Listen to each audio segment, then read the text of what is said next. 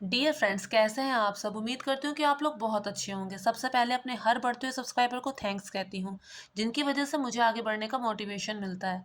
Friends, दो तरह की तीज होती हैं, एक होती है हरियाली तीज और एक होती है हरतालिका तीज। ये जो हरियाली तीज होती है वो श्रावण मास की शुक्ल पक्ष की तृतीया तिथि को मनाई जाती है। चाहे हरतालिका तीज हो चाहे हरियाली तीज हो, ये दोनों की दोनों भगवान शिव और माता पार्वती को समर्पित होती हैं। सुहागन महिलाएं जो होती हैं उनके प्रमुख त्योहारों में से एक मानी जाती है। सबके यहाँ इन तीजों को मनाने का अलग अलग परंपरा है, अलग अलग तरीका है। अगर हम एक जगह से दूसरी जगह पे जाएंगे तो हम पाएंगे कि सबके तौर तरीके अलग है, पूजा पाठ करने के नियम कानून सबके अलग हैं और वो सब लोग अपनी जगह बिल्कुल सही हैं। वो सब लोग अपनी जगह बिल्कुल इसलिए सही हैं क्योंकि सबका ध्येय तो एक ही है, उनका टारगेट तो एक ही है, भगवान को खुश करना, उनको पाना। एक उम्मीद ही तो होती है जो हमें भगवान से जोड़ती है। इसलिए खास दिनों को कभी भी ऐसे ही नहीं गुजार देना चाहिए। जो भी बन पड़े, जो हो सके, जो संभव हो, जिससे किसी को कोई आपत्ति ना हो, वो चीज़ें ज़रूर से करनी चाहिए। तो जैसे कि मैंने आपको बताया कि जो हरियाली तीज होती है ये भगवान शिव और माता पार्वती को समर्पित होती है। कब से इसकी परंपरा है, क्यों मनाई जाती है, इस बारे में हम बात करेंगे। लेकिन सबसे पहले कि इसमें क्या क्या किया जा सकता है। सबसे पहले तो जो कि मैंने बताया कि भगवान शिव और माता पार्वती की पूजा होती है। तो माता पार्वती को श्रृंगार और शिवजी पे अर्पित होने वाली चीज शिवजी को चढ़ानी चाहिए, जैसे कि कच्चा दूध हो गया, जैसा कि जल हो गया, जैसे कि बेलपत्र हो गया, जैसे कि पीले फूल हो गए, जैसे कि भांग धतूरा हो गया, जैसे कि शहद हो गया, जैसे कि दही हो गया। इनमें से जो जो चीजें आपको आसानी से मिल जाए वो चीजें शिवजी पर चढ़ाई जा सकती हैं। बस एक चीज हमें कम नहीं करनी है, चीजें भले कम हो जाए लेकिन एक चीज हमें कम नहीं करनी है, वो है श्रद्धा और विश्वास। दूसरी चीज इसमें ये किया जा सकता है कि माता पार्वती को श्रृंगार का सामान जैसा सामर्थ हो वैसा चढ़ाना चाहिए। मंदिर में जाके रख आइए, जिसे जरूरत होगी वो वहां से ले लेगा। इसके अलावा भगवान का भोग भी बनाया जाता है। शिव जी को मीठी और सफेद चीजों का भोग लगाया जाता है, तो इस हिसाब से खीर बनाना चाहे या जो कुछ भी बनाना चाहे बना सकते हैं।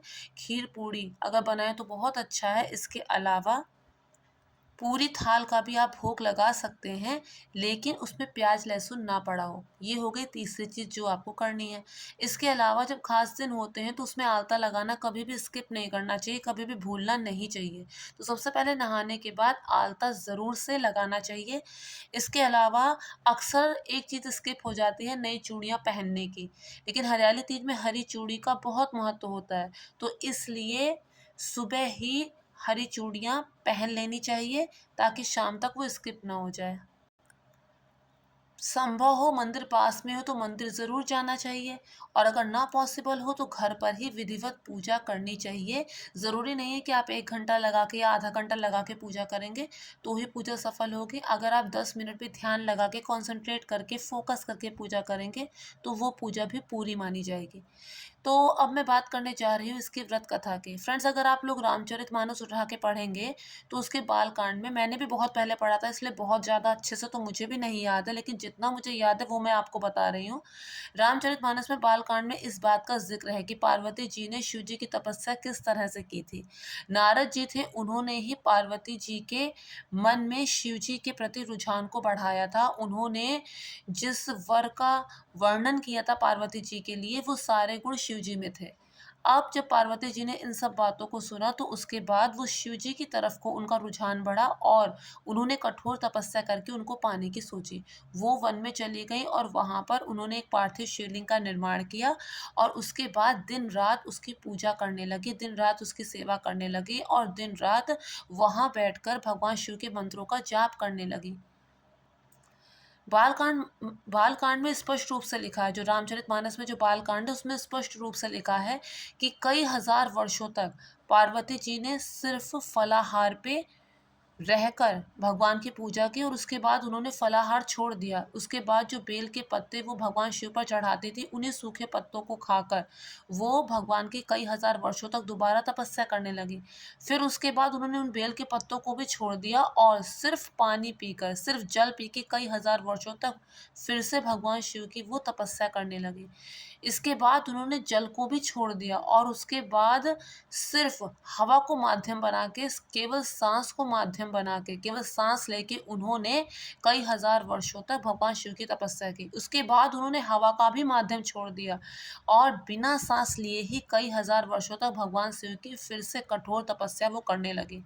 इसके बाद आकाशवाणी हुई और भगवान शिव ने उनसे कहा कि उनकी इच्छा अवश्य पूरी होगी, उनकी इच्छा ज़रूर पूरी होगी, वो ज़रूर उनसे विवाह करेंगे।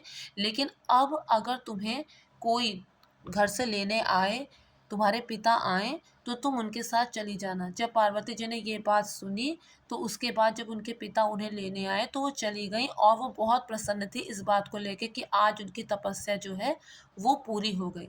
वो दिन जो था, वो हरियाली तीज का दिन था, ऐसा माना जाता है। पार्वती जी ने शिवजी को कठोर तपस्या के बाद पाया और इसी वजह से इस हरियाली तीज का अत्यधिक महत्व है। कुछ लोग इसमें व्रत उपवास भी करते हैं। वैसे तो व्रत जो है वो हरतालिका तीज में रखा जाता है, निर्जल व्रत, वो हर व्रत से ज़्यादा कठिन होता है। करवा चौथ के व्रत से भी ज़्यादा मुश्किल होता है क्योंकि करवा चौथ के व्रत में तो शाम को चाँद को अर्घ दे के खाना खा लेते हैं। लेकिन हरतालिका तीज में अगले दिन सुबह बाकायदा भगवान का भोग लगता है, स्नान होता है, भोग लगता है, फिर उसके बाद ही कुछ खाया जा सकता है। तो हरतालिका तीज में व्रत रखा जाता है। इसमें इसमें तो सिर्फ़ औरतें श्रृंगार करती हैं और मेहंदी लगाती हैं, चूड़ियाँ पहनती हैं, आलता लगाती हैं, झूला झूलती हैं, इस तरह का विधान है। तो जितना अपने शरीर से हो सके, अब पार्वती जी के बराबर तपस्या तो कोई भी नहीं कर सकता, लेकिन जितना अपने शरीर से हो सके उतना भगवान की पूजा ज़रूर से करनी चाहिए। तो फ्रेंड्स, मैं उम्मीद करती हूँ कि आपको मेरा ये सिंपल सा नॉन एडिटेड वीडियो पसंद आया होगा और अगर पसंद आया हो तो मेक श्योर मेरे चैनल को सब्सक्राइब, वीडियो को लाइक और शेयर ज़रूर कीजिएगा। Thank you friends, thank you so much.